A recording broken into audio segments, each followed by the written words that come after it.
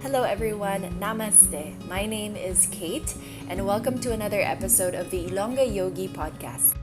I'm a certified yoga instructor and I have my own yoga studio here in Iloilo City called Body Love Yoga Studio. I love to share content on yoga, mindfulness, meditation, fitness, self-care, mental health, and overall wellness. For today, I wanted to talk about a few lessons that I've learned over the pandemic as a yoga studio owner, and these lessons have also changed me as a person. And hopefully, you can learn something from this as well, whether you are not a studio owner or if you are, or a small business owner, a gym owner, all of the businesses that have been greatly affected during the pandemic. Hopefully, you'll take away a few things today. Before we get into the lessons, I wanted to kind of give you an idea of where the studio was before the pandemic happened. My studio, Body Love Yoga Studio, opened in late 2018. And so I would say that it was only officially open for a full year. I even took a break over Christmas time in 2019. So definitely just a year, not even 2 years before COVID happened. And during that time, I would say that the studio was steadily growing. I was able to get a lot of people coming in quite quickly, I would say. And I think that's because yoga is already known here in Iloilo because there have been yoga studios in the past already. And so I didn't have to start from scratch. So that was a good thing for me. That's why I initially wanted to push through with this. And so I think the only problem is that yoga is still kind of people think that it goes against their religion. Iloilo, and I think the Philippines in general is a very religious place, a religious country, and so conservative as well. And so that was probably the issue, especially when people think that yoga is mainly for women. I think the usual ideas, preconceived notions you have about yoga when you're not really familiar with it yet, that's what I was dealing with here in Iloilo. So it was still kind of new, but at least there was already an idea of it here. People were already practicing yoga and really enjoyed it, so I didn't really have to start from scratch. Now, another thing is that I would say that my studio is the first of its kind here because I've taught in Manila, I've taught in different places already, and so I kind of brought what I've learned and experienced in Manila to Iloilo City. And so I would always have events, I would always have different classes, different teachers, really make it and keep it interesting. And I would say I had more of a presence online because I do have that social media marketing background with me. And so with that, I would say that the studio is more tech savvy than many other studios here. And even today, 2021, only my studio and then another studio is still officially open, I would say. I'm not even sure about the other studio because I know it's been pretty hard, but I think there's only two left when there used to be 3 or 4 in the past. And when the pandemic hit, of course, the studio had to close. And for me, I knew that it was the right decision and I didn't complain about that or wish that it didn't happen. I do not pay rent in my studio, so I know that that's a huge, huge, huge factor. And so if you're someone who has to pay rent, I understand that it's twice, thrice, quadruple times as hard. But for me, I don't have to pay rent, so I didn't have to worry that much. But of course, the issue of your community, of your market, disappearing isn't something that I really wanted at that time. So I knew that we needed to take that break. And one thing that I had to learn during the pandemic, which is one of the things I'll talk about soon, is that you really have to shift everything online. And so that was a huge adjustment for me. This leads me to my first lesson, which I've noticed that many other gyms or studios may have struggled to do. It is to shift online, even though you are not quite ready to do that yet, or even though if you really don't know what you're doing. So I started noticing that one of the ways that the studio had to change during the pandemic is that I saw other teachers beginning to teach live classes for free online. And when that happened, I felt like maybe I should try that as well. But of course, I didn't know how to make it work because, for one, at that time, I didn't have internet connection in my studio, although it was like a big place, a good venue for that. I didn't have equipment, I didn't have like Bluetooth earphones that I could use as a microphone. I didn't know how to use live stuff online yet, or even Zoom at that time. I wasn't even delving into Zoom yet, but I noticed that a lot of teachers were beginning to teach classes online. So I think the first thing that I did was start doing Instagram Live, Facebook Live classes, whether it was like meditation classes.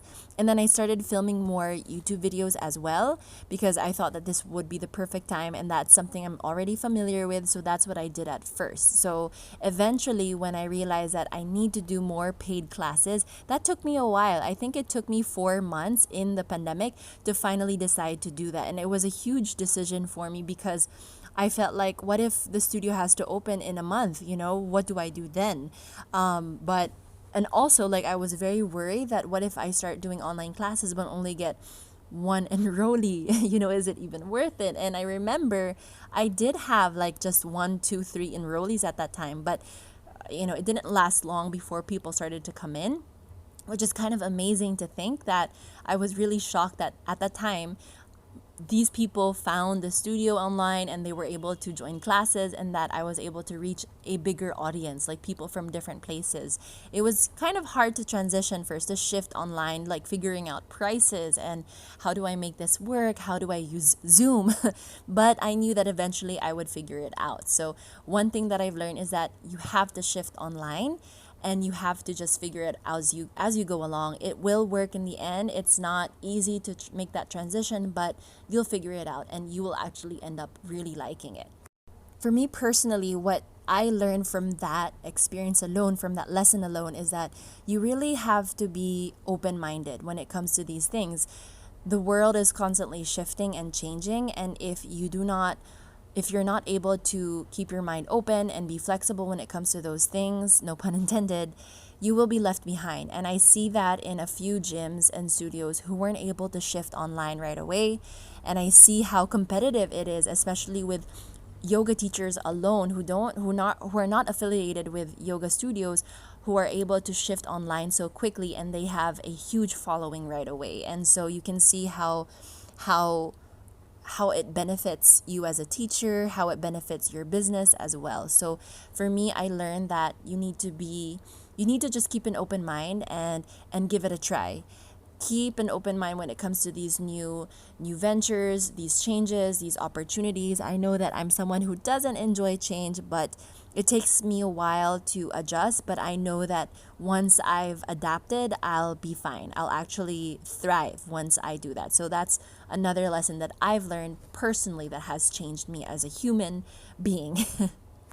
This also leads me to my next lesson, which is you have to be ready to make changes even if you are not ready at all. And not only that, but be ready to constantly change things up. I've learned that with the studio. I have never experienced that anywhere else, that every month I'm figuring out ways to change things up, but also to not make it too drastic that people will have a hard time adapting to those changes too. But I feel like it's very important for, maybe it's just me, but I don't know. I think that my students are pretty okay with it so far.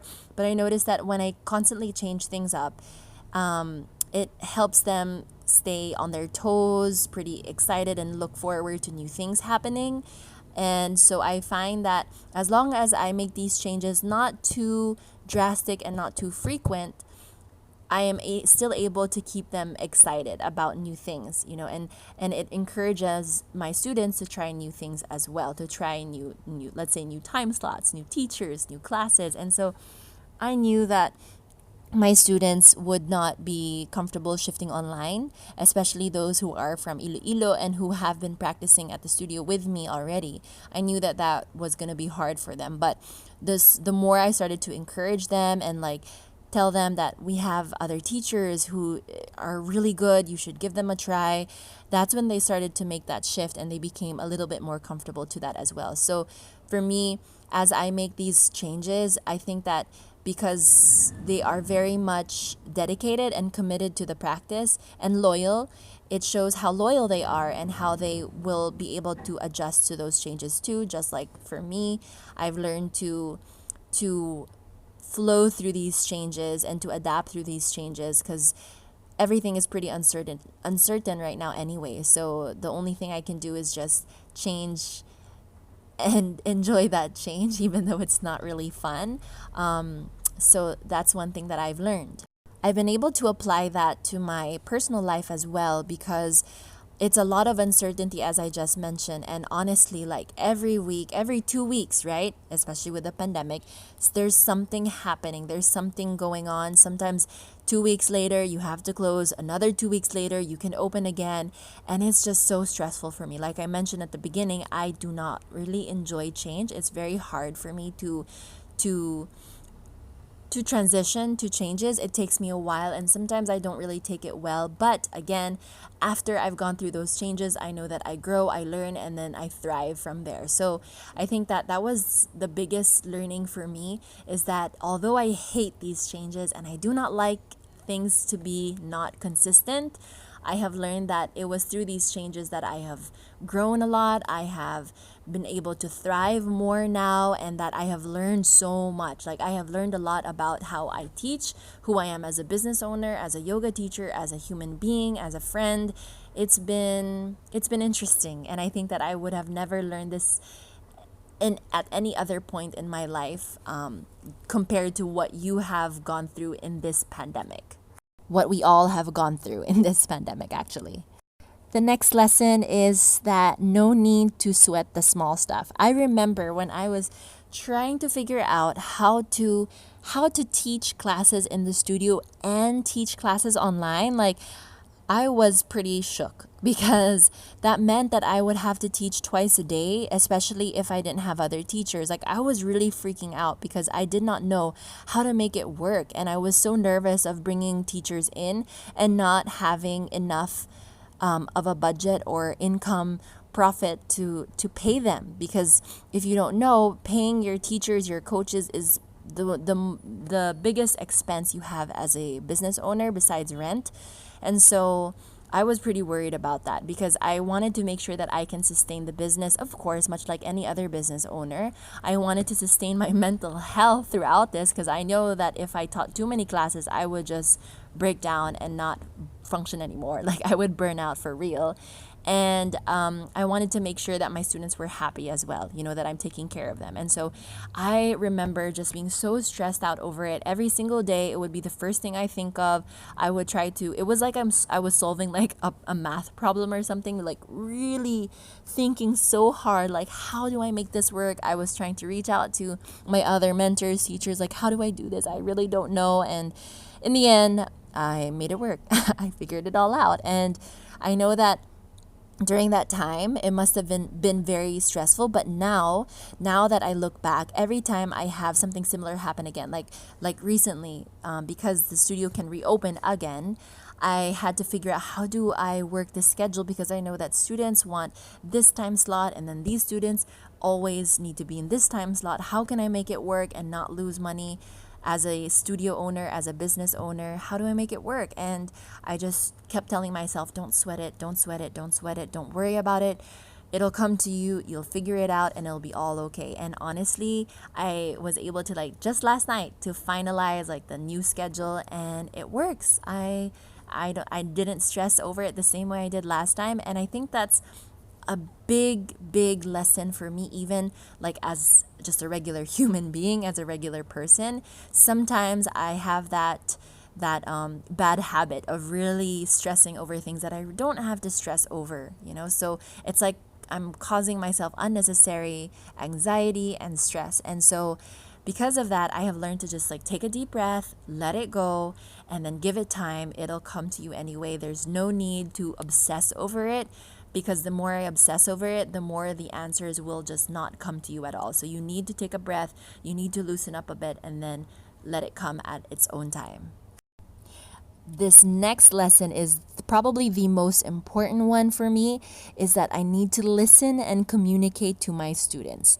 Now here's the thing, when I was working in other yoga studios like in the States, in Manila, usually it's who the business owner's like decision. Sometimes they would consult with others, with teachers, a few students, but at the end of the day, it's really the business owner's or the business partner's decision, right? And although that's kind of true for me, I have learned that I would rather have my students be part of the decision making process and really communicate the whole process with them rather than keep it from them and just change things. And maybe that's not the smart thing to do when you have a bigger business or in the long run. I don't know, because I haven't been there yet, but right now for me, especially during this pandemic, I found out that that is the most efficient way to do things, because things are constantly changing, as I've repeated like 100 times already in this episode, and I need to vocalize all the things that happen like behind the scenes, most of the things that happen behind the scenes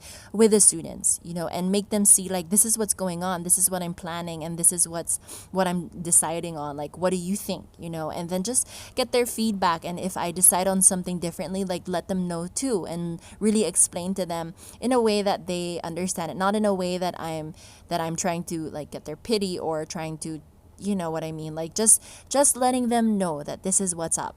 And I found that that was way better, because for me, I think I'm also quite indecisive. I know I am. And so sometimes it's hard for me to make a decision, and I would rather like get someone's opinion so that I start to realize like what my decision actually is. It'll start to come to me, So being able to consult with the students makes it so much easier for me and makes it better for them. At least they know like this is also their home, and this is where they can come to, and this is like a safe haven for them, that they can mingle and enjoy themselves and relax and learn. So I want them to feel that. Like I hate businesses that kind of make their own decisions on their own, and then the whole community like disagrees with that decision, and for me that's unfair, because they're your paying clients. And so I would rather give them that priority and make them feel like they are needed and they are important, rather than making these decisions on my own. And of course, this has changed me as a person, because I've learned to listen more to the people in my life as well. I think that growing up, I was very stubborn. And I think until now, I can be very, very, very stubborn. And so that leaves me feeling like I don't, I'm going so slow. I'm trying to think of what I'm trying to say, but like I tend to not take into account like what other people say and like attack it even, you know what I mean? Like that's how stubborn I used to be. I would always like answer back and like get my point across, even though it's just causing more problems. Okay, so that's how I used to be. And so now I've learned that I can relax, I can take time to listen and really take into account what they're saying to me.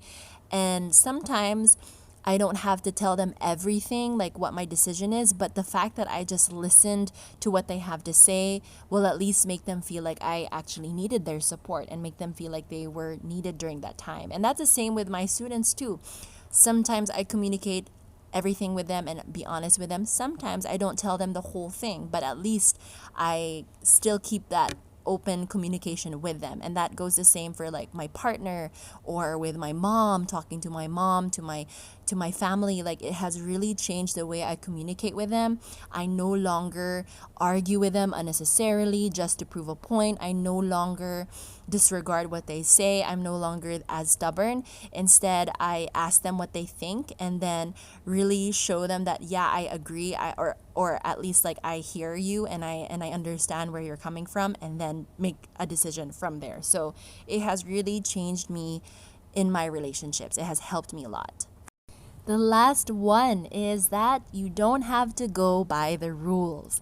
Again, I have taught in several studios, even in the States. I have worked a little bit and kind of been around in a few studios in the States, and I've noticed that they all function in similar ways. And I thought when I opened this studio, I was very like strict in that I have to follow the way things are done. Like it cannot be done any other way.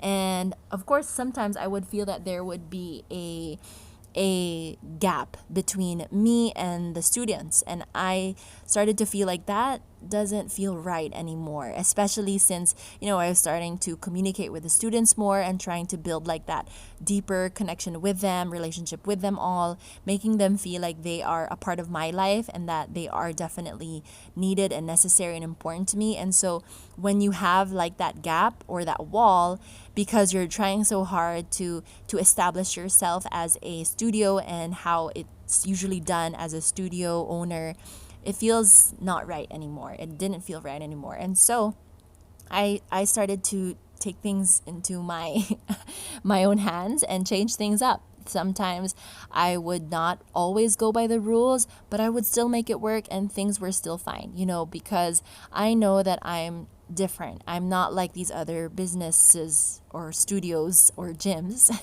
And I know that I am completely different in terms of like mental health, physical health, whatever it may be. I know me, I know myself, and I know what works and I know what doesn't work. And if something doesn't work, I try to go by ear and adjust that, change that if I can.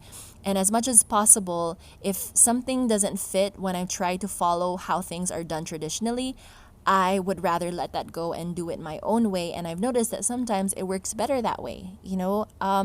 I have had to unlearn a lot of things as a teacher and studio owner in Iloilo compared to like what I learned from Manila or from anywhere else. And so it's been a lot of like unlearning, relearning things, changing things to better suit my community here. And so I know that it's different here. Things are very different here. Things are done really differently in Iloilo City. The people are different. The students are different. The way you teach is different. And so sometimes you really have to not go by the rules.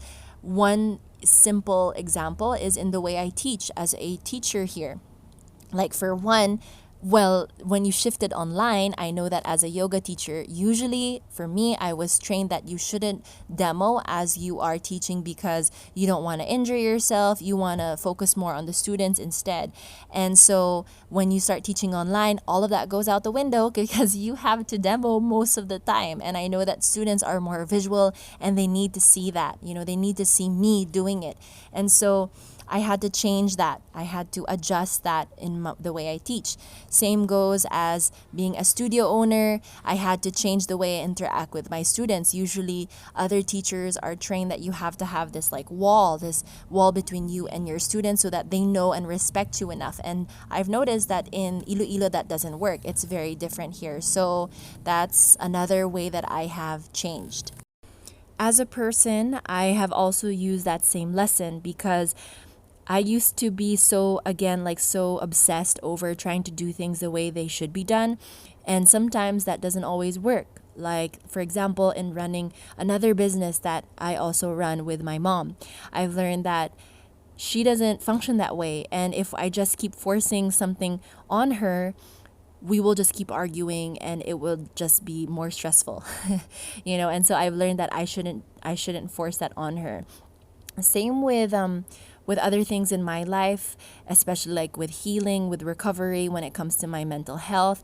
If I really followed by the rules, then I should have been taking medication. But because I chose to do it my way and to change it and not go by the rules, I have discovered a whole new other way of healing and recovering from my mental health, from my mental illness rather. And so sometimes things don't always have to go by the rules. Sometimes you have to make your own rules as you go along, but kind of use that as a guide. And I've used that lesson in my life ever since the pandemic happened because, again, sometimes things are constantly changing. You just got to figure it out as you go along.